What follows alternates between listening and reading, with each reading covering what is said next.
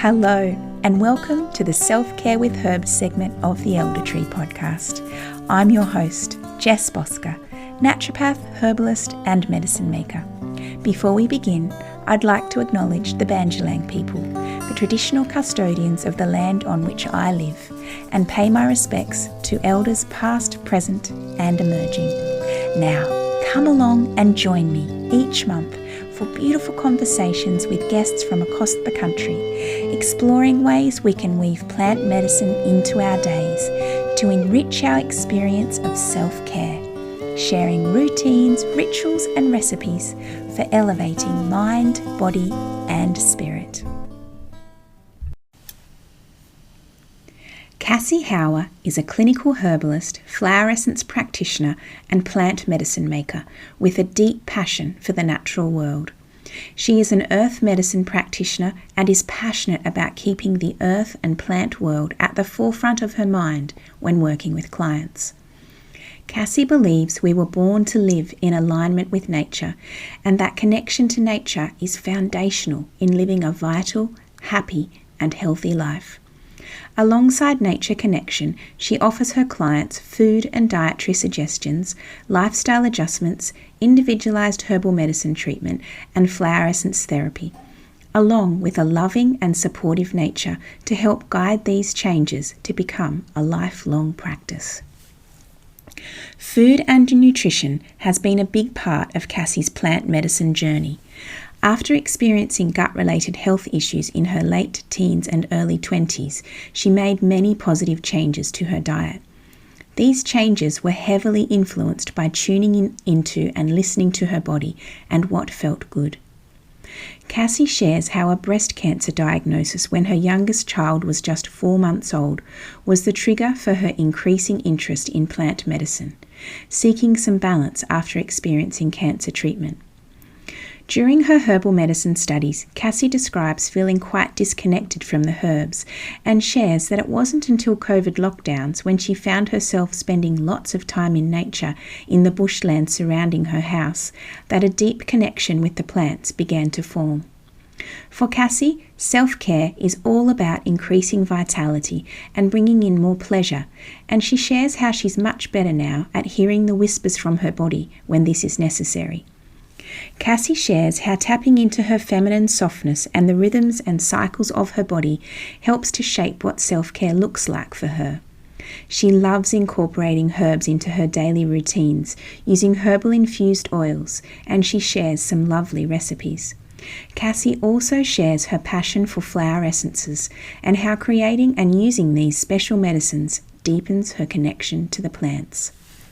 If you're looking for ways to make self-care a priority more consistently, you might like to join my supportive circle, Restore Your Nervous System, beginning this spring. Be sure to listen to the end for a special discount. Hello and welcome to the Elder Tree podcast, Cassie. I'm really excited to chat with you today. We don't know each other very well, but we met through the beautiful Estuary Learning organisation that is a beautiful gathering of like-minded people, earth medicine lovers. So I'm really looking forward to getting to know you a little bit better through this conversation. Yeah, so am I. Thanks for having me, Jess. It's a pleasure. As you know, this podcast is all about self-care with herbs, how that might look for you, how it feels when self-care slides, what kind of whispers we start to hear from our bodies. But before we dive into the self-care aspect of the podcast, I really like to hear from guests where your relationship with plant medicine began. Like, where did that first spark arise for you? Yeah, I would have to say that it began with food, actually. I had some health challenges in my teens and my 20s, mostly gut-related. So I found that probably later in my 20s, I just went, look, lots of this food isn't working for me. So I made lots of changes in relation to my diet. And, yeah, I feel like that has evolved over the decades, but I feel like that's actually the food and nutrition has been a big part of my plant medicine journey, the beginning anyway. Yeah. Beautiful. And so when you were on that journey, you mentioned that you started to pull some foods out. What were the things that you started to bring in to help to with that healing journey? Yeah, definitely a lot more vegetables and fruit, making a shift to more organic produce, and also just watching, really being aware of what felt good in my body. Keeping the good foods in, and just increasing them, I suppose, and also making a shift from like refined carbs to more complex carbs, lots of sweet potatoes, and finding that 3 meals a day was probably better for me than snacking, being like a carboholic, I suppose I was. And just finding that balance of being satiated by good fats, a good amount of good quality protein, and lots of fruit and vegetables. Yeah. Isn't it funny? This is something I talk with my clients about a lot. It's such a simple thing to do, really creating balance in our diets and really being a bit more mindful about the foods that we're putting into our bodies, but it can have such a significant shift in our health. Yeah, definitely. Yeah. What sort of shifts did you start to experience when you made those changes? I think, well, if we can go there, but just more regular bowel movements. Yeah, absolutely. Yeah, so just feeling better in the gut overall. And I suppose as naturopaths and herbalists, we're quite comfortable talking about things like that. So, absolutely. Just feeling more vitality in my body as well from having the better digestion. And more, healthy fuel for your body as well. Definitely. Yeah. So from there, Cassie, where did your journey go from there in terms of when you started to study herbal medicine and your interest in flower essences? Where did that start to arise? Yeah. So like I said, nutrition was kind of like the gateway for me. And then after I had my children, there was some major health challenges. I was diagnosed with breast cancer back in 2012 when my youngest was 4 months old. I'd already kind of thought to myself I would have liked to have gone to uni and study nutrition. But as I went through that kind of health journey, I was very drawn to other alternative modalities, I suppose. Like my mum in my late teens, did take me to see a naturopath and an iridologist.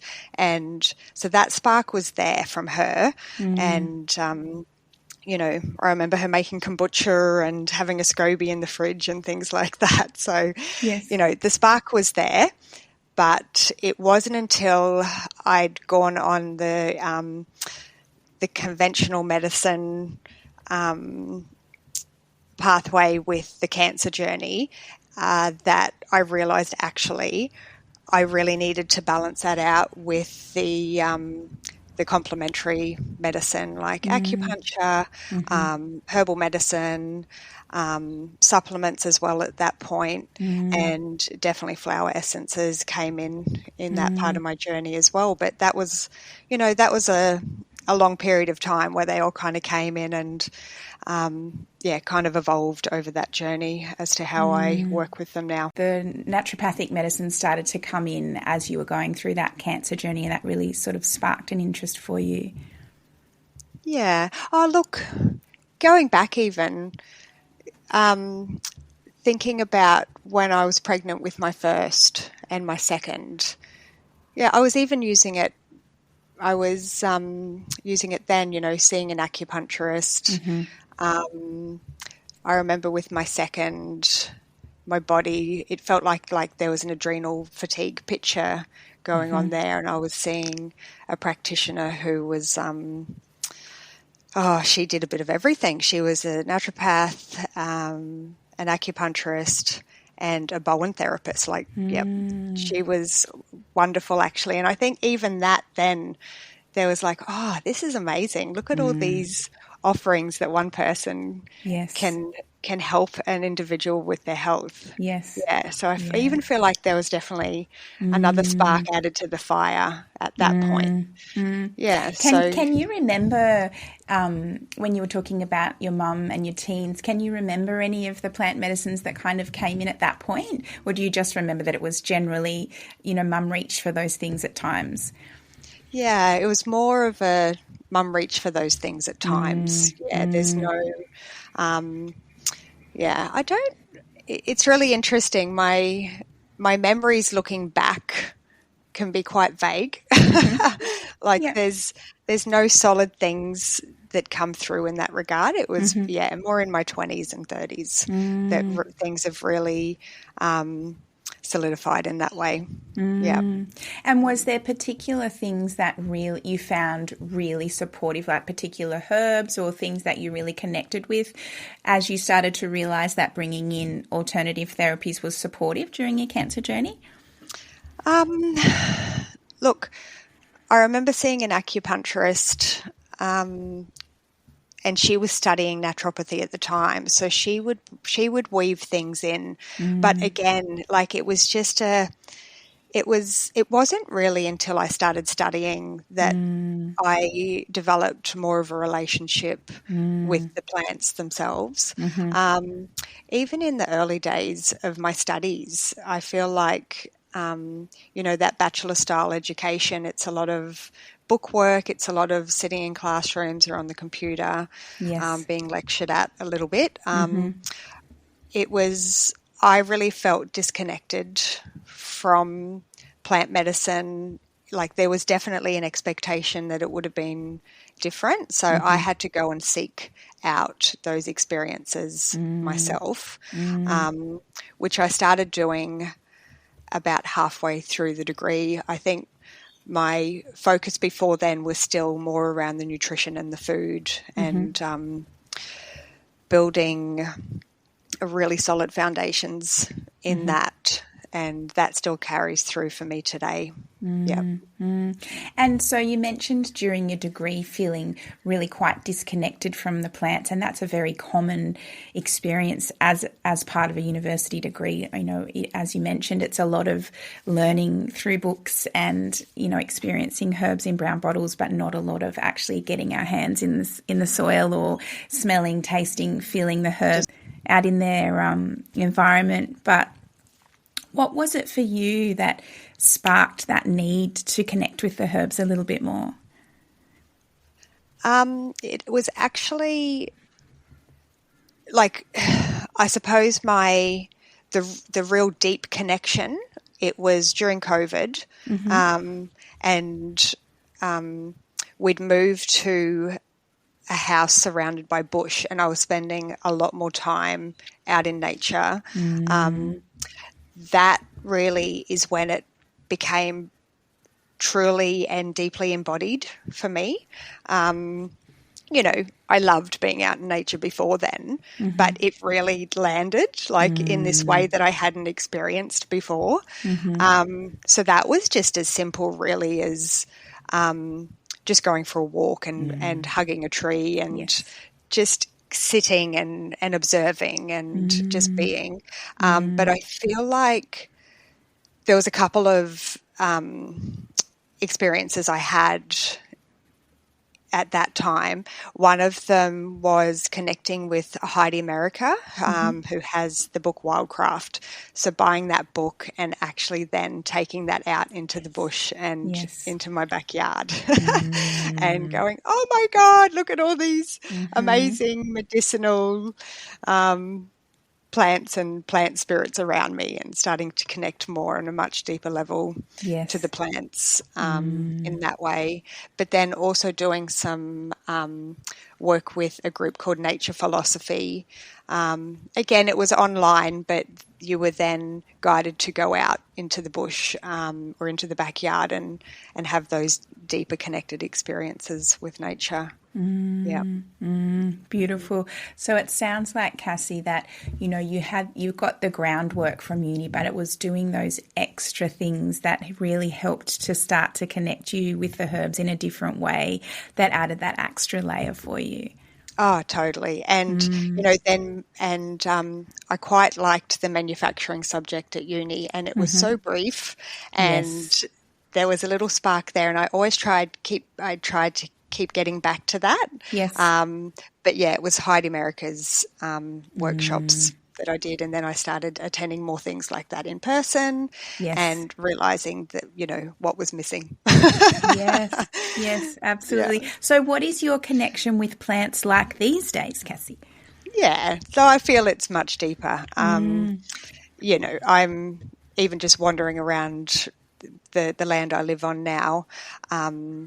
It's so abundant in where I'm living, I suppose. We're on some farmland. We out in Samford Valley Way in North Brisbane, and there's the mountains, there's the gum trees, there's a lot of native plants, but then there's also the ribwort, there's the what else is growing? Some from Heidi's book, the billy goat, blue billy goat plum, I think it's called. There's just an abundance of plants growing, and then I'm becoming a gardener. So yes. My husband has always been the gardener in our family, and I felt that it's time for me to get out there and get my hands dirty. Which is a bit of a steep learning curve, but I'm enjoying it. Yeah. Yep. Tell us about some of your successes and maybe some that haven't gone so well. So dandelion's a funny one because it just doesn't grow wherever I am, and I've always felt like that was a bit of a medicine for me, being a bit of a liver type constitution. It's a bit of a problem area for me, I would say, and it doesn't grow around me. And I tried to grow it once, and I'm pretty sure it was dandelion. It said dandelion when I brought it. Anyway, it was chicory. This purple flowered plant was growing in my garden. I'm going, what is that? I'm sure I planted dandelion there. And anyway, I went, that's chicory. But we pretty sure I dug the roots up. I made a flower essence out of the beautiful purple flower and made a tincture out of the chicory root. So but it's obviously what dandelion. I needed. Nope. And are there any others that you've invited in since you started gardening? Yes. One that was quite abundant in the last house we lived in was the Chinese mugwort. And it became quite a protective plant, I feel. Like it grew in because it grows quite big, unlike your other mugwort, but it grew in this arch kind of shape over an entranceway to our yard. And so I would often walk past her and we'd have this little connection, and I'd harvest her sometimes and, put her in tea or put her under my pillow. And then when I left that house, I did a big harvesting, and it was interesting because there was a lot of rain at the time. So we moved to the new house and I'm just drying her all over the place. She's in the oven, in the dehydrator. And I have a lot of Chinese mugwort dried herb in my cupboard now. And did you manage to bring the plant with you to your new garden? No, she had deeply rooted into the ground there. Yeah. I'm starting again. I think I did keep a couple of branches. So she's not really growing at the moment, but I've got mugwort in a pot, and another one I've had trouble growing is nettle. Actually, some of these, plants that are called weeds that can be quite abundant. Yes. Yep. No, don't love your climate, your little microclimate. That's it. Can get a bit muggy up here. Yeah, a bit too humid. Needs a little bit more cool, maybe. Yeah. Beautiful. Well, thank you for sharing that with us, Cassie. I really have loved hearing about how you've managed to, despite feeling disconnected at the beginning of your studies, really start to incorporate some really beautiful ways of connecting with the plants and doing some extra things to help you find that connection. But I'm wondering now if we can dive into self-care, and just starting quite generally with, what does self-care mean to you? I would say it means self-care to me is about increasing vitality and bringing in pleasure. Also, this probably sounds a bit cliche, but filling my cup first as a mother.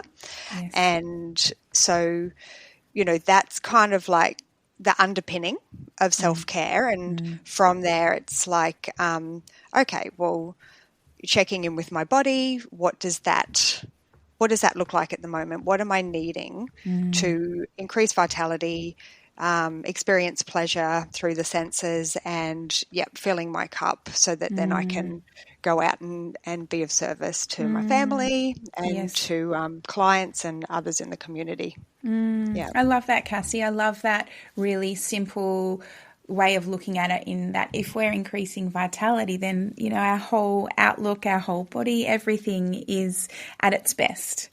So it's a really beautiful way of looking at it. When I was having a quick look at some of your writings, I noticed that when you were talking about what the whispers are that you hear from your body, you have a bit of a tendency to not listen until they become shouts. Is that still the case for you? No. Okay.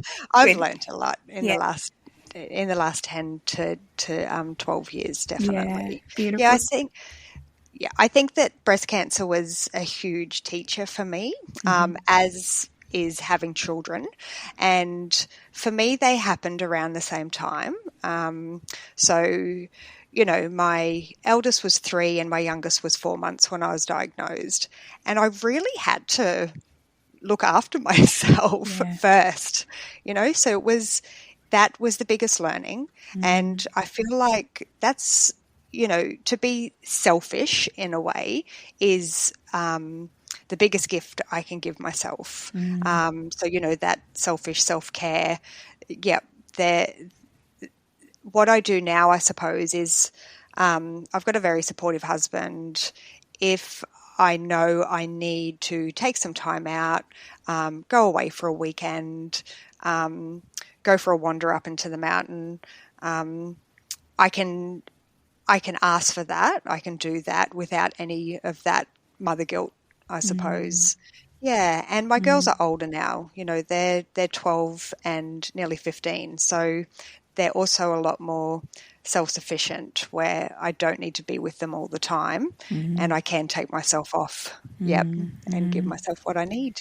When you do start to feel that way, what are some of the whispers that you hear from your body in terms of knowing that it's time to take some time out and go for that beautiful walk or have a bit of time away? Yeah, definitely I hold a lot of my tension in my shoulders and my neck. So I really, if I find myself on my bleed, I'm getting migraines, I can feel all that kind of sitting up there. I know that, I haven't actually listened as well as I could have last month, because I feel like there's like an accumulation of the stress over the last month. So the whispers to me are definitely, that area of my body, starting to feel a headache coming on. I'm really good at going to rest if I need to now. Over the course of the last decade, though, it's been a bit of a yo-yo in that I can go too far in the other direction as well. And I feel like I am the type of person that does better with some movement. I feel we all are, but if I kind of go to rest too much in a very like sloth-like way, I can stay in that hole for too long. So yeah, I need that gentle movement. The balance. The balance totally. And I feel like what I did for a long time there was use the cancer as an excuse for not kind of, I just need to rest. That's what I need at the moment. So going too far down that pathway is a pattern I'm now aware of. So yeah, just kind of bouncing back and going, okay, go for that walk. Yes. Go for that massage, that kahuna massage, move the waist through what, release what's kind of sitting there stagnant in the body. And and it doesn't mean that you can't still be gentle with yourself. It doesn't mean that you can't move your body gently, but as you said, it's about that physical movement that helps all of our body processes, but also that beautiful emotional letting release and letting things go when we move our bodies. And that's been a big learning for me as well. Okay, do the movement, but just do it gently. Yeah. I love that you recognise that tension in the shoulders and the neck and the headaches are a real whisper for you. I was speaking with a group of women recently about holding stress in our bodies and how sometimes, we get into that state where our muscles are just completely wound up. And a lot of them were completely unaware that was a symptom of stress, and that was their bodies hanging on to their stress and their bodies trying to speak to them. You just normalise those things, don't you? A lot of people, us included, I'm sure, at times normalise that feeling in our bodies, and listening to it is really important. Yeah, and I feel like I've got a beautiful relationship with my body in that because I didn't listen to those whispers early on that became, screaming. I will. At times, there's almost a hypervigilance, and it's like trying to kind of come back to that more feminine, softness, gentleness, rather than feeling anxious about things that are going on in my body. So that's been a progression as well. But feeling in a much softer, gentler place now than I was even like 3 or 4 years ago. I love that you've highlighted that, Cassie, because I think that often when we're in that state of stress, we do go too far listening to the whispers, don't we? Like we get into that hypervigilant, and every little niggle we're trying to overanalyze and think about what's going on, where it's, again, taking it back and making sure there's balance and listening to the things that our bodies are actually saying rather than taking it too far and maybe manifesting things that aren't actually happening. Yes, totally. Yeah. And for me, movement, like I love going for walks, hikes, things like that. But actually, dance is one of my biggest practices. Beautiful. Yep, movement practices. That's lovely. Yeah. At times when you haven't listened, what have you found are the biggest barriers? Like, what have been they may have changed now, because it sounds like you've really come a really long way in your acceptance of the necessity for self-care. But right now, what do you find are the biggest barriers to investing in self-care? Even though I said my children are very self-sufficient, there is definitely still times where I'm needing to give them attention, give them care, give them what they need,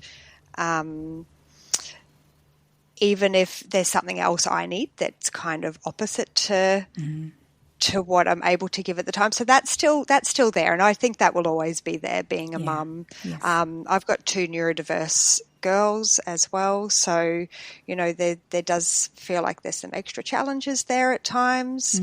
But yeah, I feel like, and then my mind is another big barrier.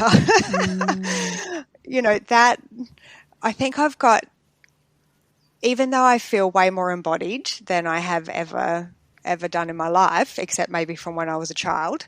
The mind is still really strong. Like it's, I suppose we're having this human experience where over the course of centuries, the mind has been made to be seen as the most powerful part of our experience. Yes. And it's hard to break free of that conditioning, to be honest. Yeah. I feel like I am way more connected to my intuitive self and my senses, but the mind is still there. I just have more of awareness of it, but still hard to overcome at times. Yeah. And it's definitely the way that's the thing that society values, isn't it? Like, being in your head and encouraging, thinking rather than actually that intuitive experience and being in your body and listening to your heart. That's not something that's recognized in a day to day. Yeah, it's hard because I think we have to work at that these days to have that connection to ourselves because the mind is valued so strongly. Yeah. Absolutely. And I think too, I read, I love how you really tap into that feminine side and how you found that can be really supportive. I loved reading about how, sometimes we all find ourselves trying to fit into that masculine model of always doing, constantly on the go. But you've found that leaning into that feminine softness in different areas of your life has been really helpful. Oh, totally. I feel like through the cancer journey, I was very much in my masculine. I took control. I was like investigating and researching all the things and going to all my appointments. And I was very, ordered, structured. And I feel like I needed to be in control in that way just to kind of get through it. And then to counteract that, I really had to find and connect with my deeper feminine after all that was kind of done and dusted. A lot of what's helped me in that regard has been going to women's circles, connecting with other women in, really deep-hearted ways, working with the flower essences. I feel like most flower essences feel feminine to me, and dance movement. Just coming back into my body. Like that for me is the most feminine thing that I can do. And even, in connection with my husband in my intimate relationship, and this is a practice that's ongoing, but surrendering to his masculine and, so feeling safe enough in my own feminine to be able to do that. I love too how you mentioned just simply the soft things like, allowing yourself space for daydreaming. Rather than constantly feeling every minute. And I'm really good at that. Sometimes too good at the daydreaming and not enough action happening.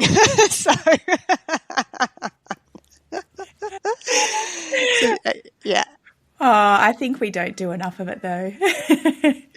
And I feel like that's also, coming into this stage of my life, I'm 46, being in that perimenopause, just accepting that, and I'm still bleeding and going with my cycle as well. Like I feel like that's a beautiful feminine thing to do, is really being connected to my cycle, the cycle of the moon and the seasons. So I feel like that actually is another way to connect in with our feminine selves. Honouring all of the seasons. I love how you recognise that there's that, that monthly cycle, but also, you're entering a different phase, another cycle in terms of perimenopause as well. And, you've moved into a different cycle of your life as well, and honouring that. It's all about the honouring and, bringing ritual in where I can as well. Beautiful.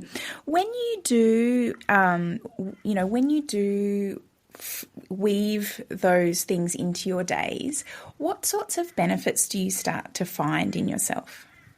Yeah, again, it comes back to increased vitality and, feeling that pleasure in my senses, and that connection to my heart. And then from there, I feel like I'm a better mother and a Yes. better partner, a better Yes. friend. Yeah, Yeah. just all of those things. Like it's the foundational things, really.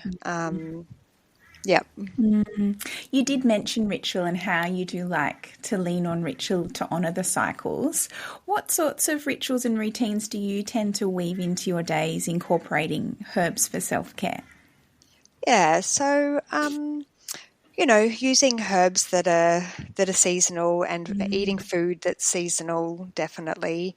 Um, I feel like one of my favorite rituals actually is to make infused oils and then use those on a daily basis. Like that's one of my favorite things to do with plant medicine, with herbs. Yep. Beautiful. What are some of your favourite combinations for creating an infused oil? Yeah. So what have I got? Like my standard ones that I always have on the go are calendula. I do them separately and then I'll blend them together. So calendula, rose petals. Um, we've got a big lavender bush growing, so sometimes I'll make a lavender oil. Beautiful. Made a rosemary oil and and the Chinese mugwort as well. Yeah. Beautiful. And how do you incorporate those oils into your day? Yeah, I make a beautiful face oil actually, and lots of my friends love it. That was one of my first products actually, was Yes. my face oil. So I infuse the calendula and the rose petals separately, and then I blend them together in. I love using jojoba oil actually because it feels beautiful on the face. It's more regulating Do you carrier use that on its oil. own as a base oil? I love putting the herbs in there. Yeah, Yep. beautiful. So I rarely use it on its own because I just love having the smell of the roses and the healing benefits of the calendula in the face Beautiful. oil. Yep. Yeah, and so that's a daily ritual for you, incorporating those oils onto a beautiful face massage. Yeah. Yeah. Or other parts of the body as needed. Yep. Lovely. Oh, that sounds beautiful. And I know that you have a really deep connection with flower essences. How did that come about? Yeah, when I first started studying, I read about the flower essences and I pulled that subject into my first year of study. I just went, oh, I want to do that one. And I want to do it early. I feel like I've had enough experiences over my life of energy medicine that I felt a connection there.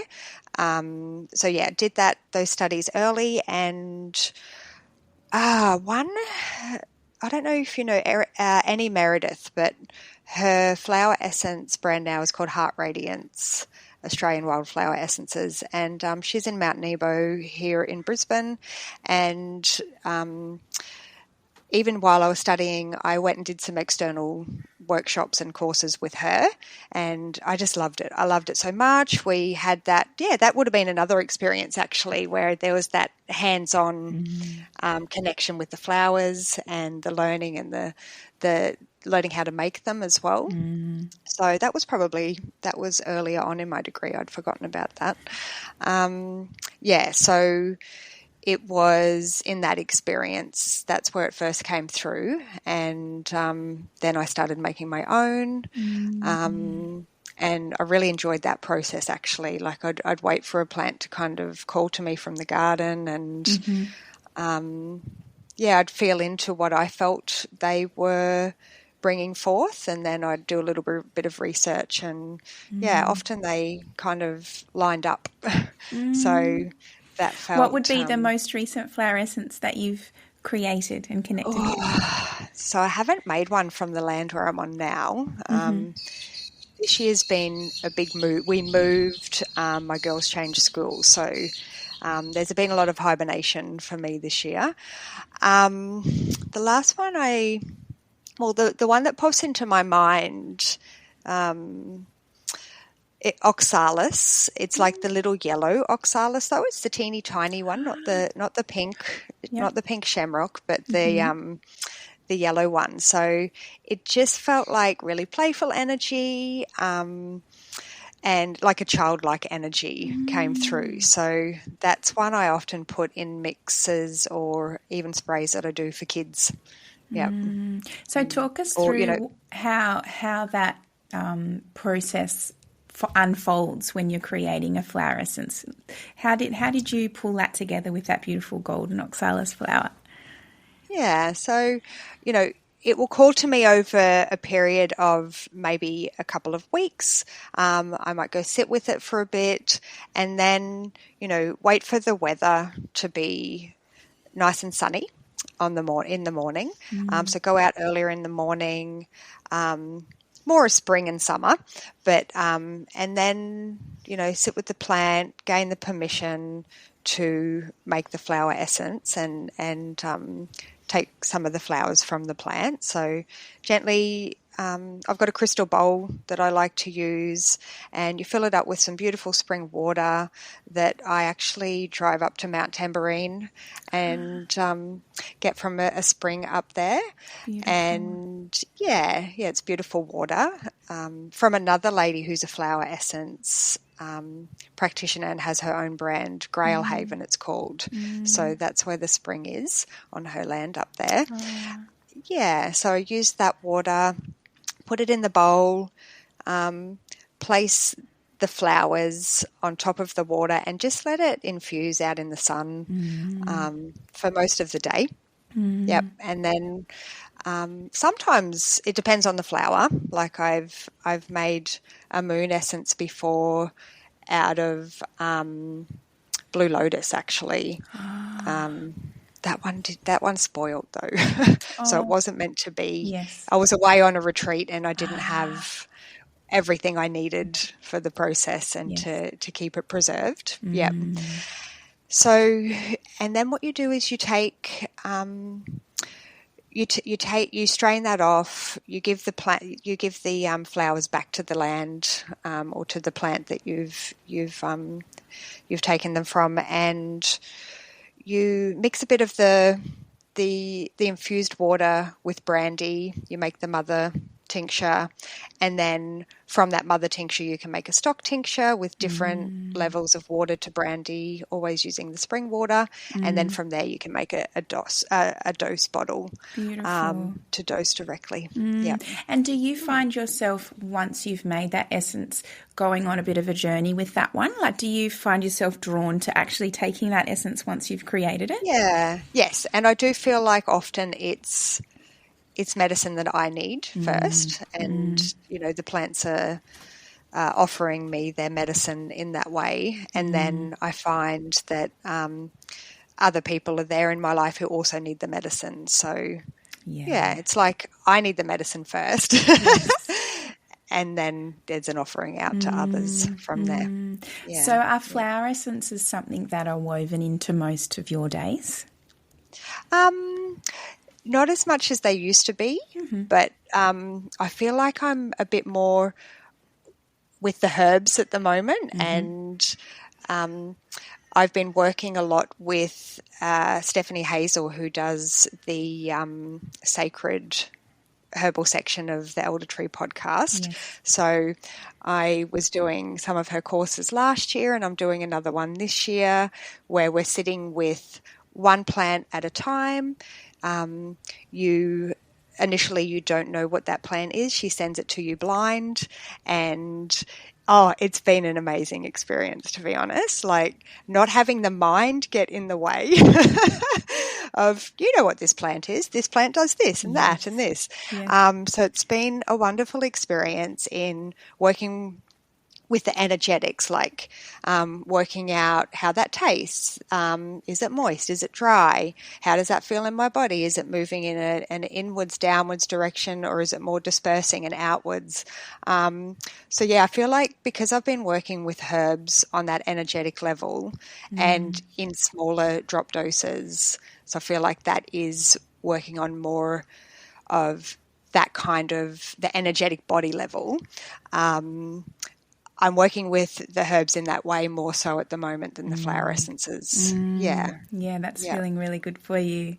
Yeah, it is. Yeah. And the one I'm doing with Steph at the moment is you sit with a herb blind for a week, and then it's like it's unblinded in our weekly call, and then you sit with the herb more intentionally knowing what it is. So I'm loving that. Very deep connection. Yeah. That's beautiful. You've just shared a beautiful ritual around the way that you create the flower essences. Do you have any other special recipe or ritual that you'd like to share with the listeners? Well, I was thinking the infused oil is one I love to work with, and I feel like it's an easy one, easy enough one for people just to do at home if they can get their hands on some nice organic dried herbs. For most infused oils, it's best to use dry so that there's less water content and reduced risk of the oil spoiling. So maybe some, like I said, some dried calendula petals, rose petals, lavender, whatever you feel drawn to, really. You can work with any herb in this way, I feel. And you can just use the normal folk method of it's best to powder them up a bit, like the more broken down the herb is, the more surface area, so that the more of the constituents of the herbs will infuse into the oil, and they'll just smell better as well. So do that, put the herbs in your oil of choice, and you can use olive oil. I feel like that is maybe a lighter one that doesn't have a strong smell. Almond oil, apricot oil, whatever your oil of choice is, and then just let it infuse in the oil for 4 to 8 weeks. Protect it with a brown paper bag. Just use a glass jar, clean it, maybe put it through the dishwasher, and maybe half fill a jar with your herbs and then top it up with the oil, pop it in a brown paper bag, and shake it every other day. And 4 weeks is probably enough, to be honest. And then strain it off and just rub it all over your body. Beautiful. And creating the oil becomes part of the ritual in itself. It really does. Yeah. It's so much fun. It's so much fun. It is. It'll be a door opening, and you'll become addicted to doing more and more and more of it. Definitely. Yeah. And like the process, the way I do it now is I use Cami McBride's method, and you do use a little bit of alcohol to kind of sit the oils in, add the herbs in for a bit, just to kind of pull those constituents out. And then you let that kind of dry, and you're putting that into the oil. And I've even experimented with using more faster methods, like in my Instant Pot and the slow cooker. Yeah. So you can actually have that oil on hand in 24 hours. That's it. Yeah. But I do also love the slow method and the ritual of that, and checking on it and shaking it, and that's beautiful. Connecting each day. Yeah, absolutely. Yeah. And look, tea. I love herbal tea. I love black tea as well. I must admit, black tea is probably one of my favourite to drink, and I like to try different ones, like English breakfast or Ceylon or Earl Grey or oolong and green teas as well. But like the ritual of making up a herbal blend, I also really love that. So I love to have dried herbs on hand for the infused oils, but also tea making. And I love giving. Like a bit of a thing that I do with my clients is, herbal is often needed. I feel a flower essence is nearly always needed, but a tea is just a beautiful way to bring ritual in for the clients. And I kind of offer to them to, make it up this way, but then sit intentionally with the tea or the flower essence. One of them have that moment of going inwards and really connecting with yourself while you're taking these medicines. Yeah. And it's helping them find permission to pause too, isn't it? The pause, so important. Yeah. Absolutely. Yeah. We're coming to that question, Cassie, that at the beginning when we were chatting before we hit record, you said, I don't know how I'm going to be able to answer that one. And the question is, which plant do you have the deepest connection with and why is that? Oh, God, this is a hard one. Because, I'm that type of person who I can't pick a favourite song. I can't pick a favourite movie. I can't pick a favourite book. So... oh my God. Yeah, I feel like I'm just going to have to say like the calendula. Yes. Calendula, because I do have that daily connection with her. I've grown her in my garden a couple of times. She's replanted out there at the moment with so many seedlings. Like sometimes when I plant a seed or, a tray of seeds, they don't even come up. But like I think nearly every one popped up this time. So yeah, I noticed my husband's even planted some of them around the top of our big open compost that he's recently built with pallets. So there's all these little sections. So we've planted them out in the garden, but he's planted them around the top of the compost pallets. So that's going to be really interesting to see how It'll be beautiful, that profusion of flowers. Yeah. So apart from having that daily connection with calendula through that beautiful oil, what else is it about calendula that really draws you? I just think, the flower, 100%. Yes. Like it's that, I love the colour yellow, and it just to me feels like it does have that feeling of vitality, vibrancy, connection to the sun. I just feel there's like a radiance to her, to the beautiful calendula flower. So it's like I want to feel more like that, Yes. So I feel like having her as a plant medicine ally is really important. Is calendula one that you've worked with as a flower essence? No. So that's interesting. Yeah. So mainly has your use of her been enjoying her beautiful flowers and applying her topically, or have you taken her internally as well? I have a little bit, but she's definitely not one. Yeah, I feel like I have put her in some of my formulas, but it's more the topical use. It's more, and, making ointments. She's always the base oil. Yes. Yep. Yeah. For beautiful. Lots of different. And absorbing all of those beautiful energetic properties you were just speaking of as you put her onto your skin.